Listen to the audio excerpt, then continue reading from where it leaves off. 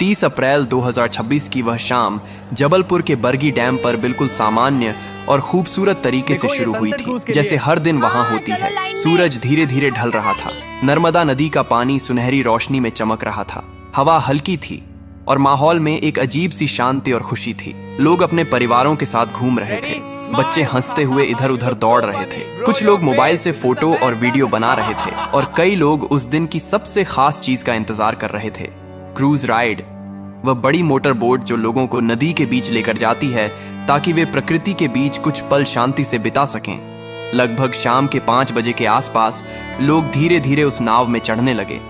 कोई अपने दोस्तों के साथ था, कोई परिवार के साथ, कोई अपने छोटे बच्चों को गोद में लेकर चढ़ रहा था। एक माँ अपने लगभग 3 साल के बच्चे को सीने से लगाए हुए थी। बच्चा खुश था और पानी की तरफ देखकर ताली बजा रहा था। कुछ कॉलेज के लड़के मजाक कर रहे थे। एक नवविवाहित जोड़ा हाथ पकड़े बैठा था। Every moment with you is I love you. कुछ बुजुर्ग शांत बैठे थे। Yes, much better. Thank you. कुल मिलाकर करीब 30 से 31 लोग उस नाव में सवार हुए। नाव के कर्मचारियों ने जल्दी जल्दी लोगों को बैठाया। कुछ लोगों ने सुरक्षा को लेकर सवाल किया कि लाइफ जैकेट कहाँ है। कुछ को जैकेट दी गई, लेकिन कई लोगों को नहीं मिली और कर्मचारियों ने यह कहकर बात को टाल दिया और रोज की तरह ही यह यात्रा भी सामान्य होगी।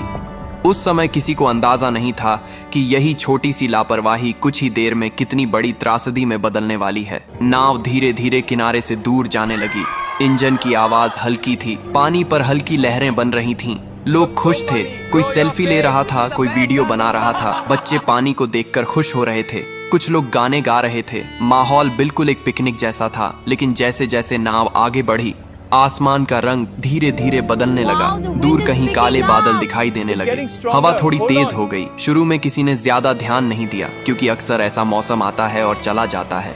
लेकिन कुछ ही मिनटों में हवा की रफ्तार बढ़ने लगी। पानी में हलचल तेज हो गई। नाव हल्की हल्की डोलने लगी। कुछ लोगों ने चिंता जताई और कर्मचारियों से कहा कि शायद वापस लौटना चाहिए, लेकिन जवाब मिला कि यह सामान्य है और डरने की कोई बात नहीं है। यह वही पल था जहां अगर फैसला बदल जाता तो शायद कहानी भी बदल जाती। लेकिन नाव आगे बढ़ती रही। अब हवा और तेज हो चुकी थी।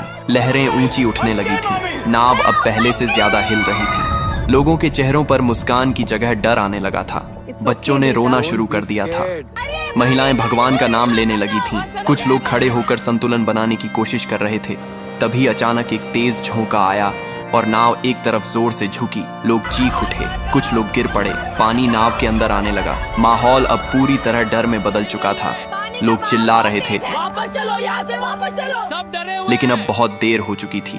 अचानक एक और बड़ी लहर आई और नाव का संतुलन पूरी तरह बिगड़ गया। कुछ ही सेकंड में वह पल आया जिसे कोई कभी भूल नहीं पाएगा। नाव पलट गई और सब कुछ पानी में चला गया।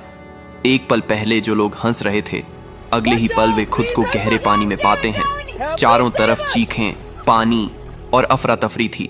कोई किसी को पकड़ने की कोशिश कर रहा था, कोई तैरने की कोशिश कर रहा था। कई लोगों को तैरना नहीं आता था। कुछ लोग लाइफ जैकेट के सहारे ऊपर रहने की कोशिश कर रहे थे।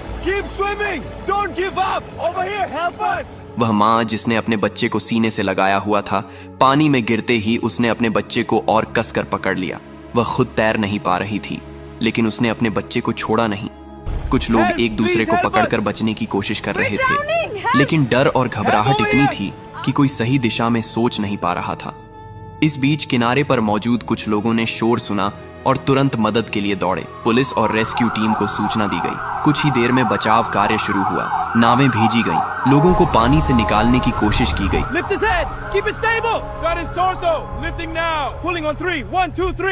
जो लोग सतह पर थे उन्हें जल्दी बाहर निकाला गया, लेकिन जो नीचे जा चुके थे उन्हें ढूंढना मुश्किल था।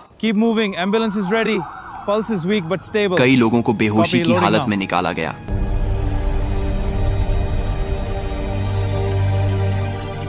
लेकिन कुछ लोगों को बचाया नहीं जा सका।